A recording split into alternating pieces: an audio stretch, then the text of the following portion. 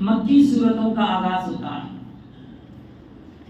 میں نوجوان ساتھیوں سے خاص طور پر گزارش کرتا ہوں کہ قرآن کے تعلق سے اتنا تو معلومات حاصل کریں کہ قرآن میں دو قسم کی صورتیں ہیں، ایک مکی صورتیں، ایک مدنی صورتیں۔ اور پھر آج کے حالات میں ہندوستان کے خصوصاً جو حالات ہیں، جو مسلمانوں پر پے در پے مسلسل جو حالات پیش آ رہے ہیں، ان کے حقوق چھینے جا رہے ہیں، ان کا معاشی بائیکاٹ کیا جا رہا ہے، ان کے ساتھ تعلقات ختم کیے جا رہے ہیں، تو ان حالات میں مکی صورتوں کا مطالعہ بے حد ضروری ہے، مکی صورتوں کا پڑھنا بے حد ضروری ہے۔ سورہ انعام سے باقاعدہ مکی صورتوں کا آغاز ہوتا ہے۔ سورہ انعام کے نازل ہونے، اس کا شان نزول بڑا دلچسپ ہے۔ حضرت معاذ بن جبل رضی اللہ تعالیٰ عنہ کی چچازاد بہن حضرت اسماء بنت یزید رضی اللہ تعالیٰ عنہ بیان فرماتی ہیں کہ اللہ کے نبی اونٹنی پر بیٹھے ہوئے تھے اور میں نکیل پکڑی ہوئی تھی۔ اس وقت بوجھ کے مارے اونٹنی کا یہ حال ہو رہا تھا کہ اب اونٹنی کی ہڈیاں ٹوٹ جائیں۔ یہ وہی نازل ہونے کی کیفیت تھی اور یہ پوری صورت ایک ساتھ پوری نازل ہوئی۔ اور پھر جس وقت نازل ہوئی، جس رات نازل ہوئی، اللہ کے نبی صلی اللہ علیہ وسلم نے باقاعدہ اسے فوراً لکھنے کا حکم دیا، قلم بند کرنے کا حکم دیا۔ اسی طرح سے اس سورے کو اگر سمجھنا ہے تو اس سورے کو اللہ تبارک و تعالیٰ نے مکی صورتوں خاص طور پر 4 حصوں میں اگر تقسیم کریں گے تو قرآن آسانی سے سمجھ میں آئے گا کہ قرآن کس قسم کی کتاب ہے، کیا بتانا چاہتی ہے قرآن۔ مکی صورتیں کو سمجھنا ہے تو مکی دور 13 سال اللہ کے نبی مکہ میں رہے۔ اس کو 4 حصوں میں اگر مختصر ہم تقسیم کر کے سمجھنا چاہیں تو آسانی سے مکہ کے حالات ہمیں سمجھ میں آئیں گے، جو ہو بہو دنیا کے اور ہندوستان کے حالات مسلمانوں کے ساتھ ہیں۔ پہلے 2 سال اللہ کے نبی پیغمبر بنائے جانے کے بعد اعلان نبوت تک، نبی ہونے کا اعلان کرنے تک 2 سال تک اللہ کے نبی نے مکہ میں خفیہ دعوت پھیلائی۔ مختصر لوگوں کو گپت ملتے تھے، اسلام کی دعوت دیتے تھے۔ 2 سال تک سلسلہ ایسے رہا۔ پھر اس کے بعد 3 سال باقاعدہ اللہ کے نبی نے الگ اعلان مکہ میں کہا، میں پیغمبر ہوں، میری باتوں کو مانو، میں دیگر انبیاء کی طرح ایک اللہ کی عبادت کی دعوت دینے کے لیے آیا ہوں۔ پھر 5 نبی صلی اللہ علیہ وسلم کے دور میں، مکی دور میں 5 نبی سے لے کر کے 10 نبی 10 سال تک پہنچتے یہ 5 سال اتنے کٹھن تھے، اتنے خطرناک تھے کہ مسلمانوں پر سب سے زیادہ اس میں ظلم کیا گیا۔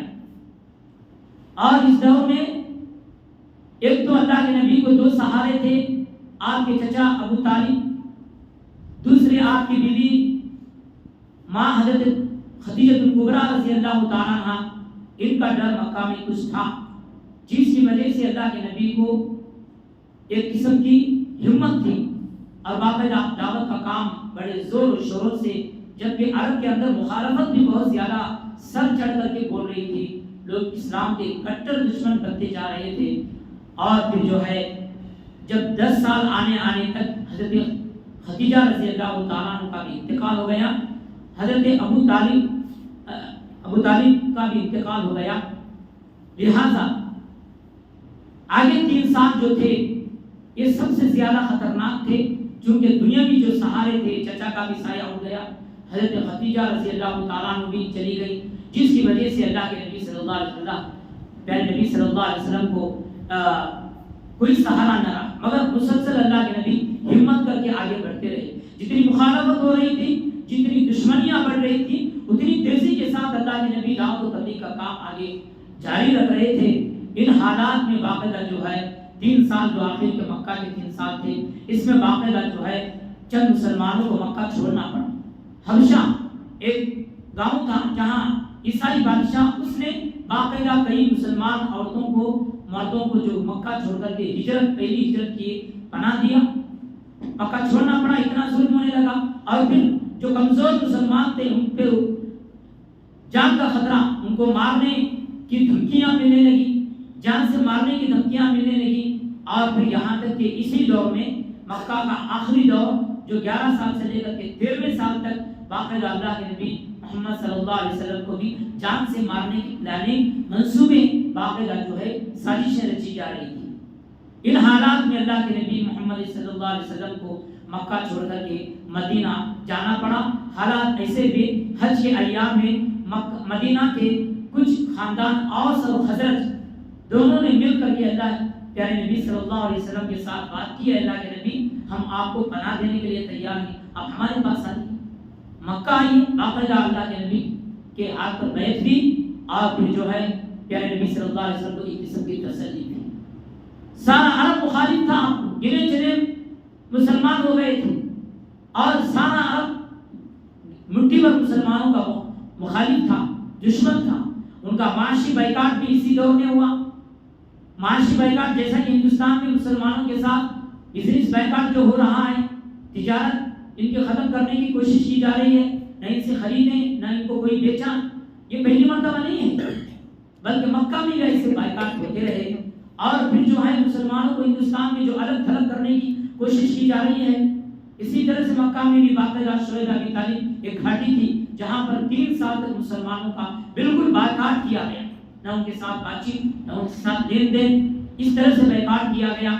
اور اس کے بعد باقاعدہ اللہ کے نبی محمد عربی صلی اللہ علیہ وسلم کو سورہ انعام میں 18 پیغمبروں کا ایک ساتھ ذکر کر کے اللہ کے نبی کو تسلی دی گئی. اے اللہ کے نبی، ہمت نہ ہارے اور ہمت کے ساتھ آگے بڑھتے رہیں. تو اس طرح سے سورہ انعام کی شان نزول اور اس کی مختصر تفصیل اس میں بتائی گئی ہے. سورہ انعام 8واں پہلا جو ہے 8ویں پارے میں باقاعدہ عرب میں خاص طور پر جو ہے مکہ میں جو ایک حلال اور حرام کا ایک غلط تصور تھا اس کو بیان کیا گیا. کچھ جانوروں کو انہوں نے باقاعدہ اپنے بتوں کے نام رکھا تھا، یہ ہمارے بت کے لیے خاص ہے، یہ اللہ کے لیے نہیں ہے. اور کچھ جانور ایسے تھے جو ان کو بچوں کے لیے حلال تھے، ان کے لیے حلال نہیں تھے. تو حلال اور حرام کا جو ضابطہ قانون تھا اپنی مرضی سے کیا ہے انہوں نے بنا لیا تھا. پھر آگے چل کر کے اللہ تعالیٰ نے یہودیوں کے بارے میں بیان فرمایا کہ ان کی سرکشی، ان کی مستی کی وجہ سے اللہ تعالیٰ نے کئی حلال چیزیں ان کے لیے حرام کر دی. اور پھر جو ہے سورہ آراف میں شروع میں اللہ تعالیٰ نے باقاعدہ حضرت آدم علیہ السلام کا قصہ اور شیطان کا تکبر، شیطان کا پہلا گناہ کس طرح سے اس نے کہا میں آگ سے بنا ہوں، یہ مٹی سے بنا ہے، میں اس کے سامنے جھک نہیں سکتا، اس کا ذکر کیا گیا ہے. لہٰذا کل کی تراویح میں اس طرح سے یہ باتیں بیان کی گئی ہیں. اللہ تعالیٰ سے دعا ہے اللہ تبارک و تعالیٰ ہم سب کو کہنے سننے سے زیادہ عمل کی توفیق عطا فرمائے. اللہم صلی علی سیدنا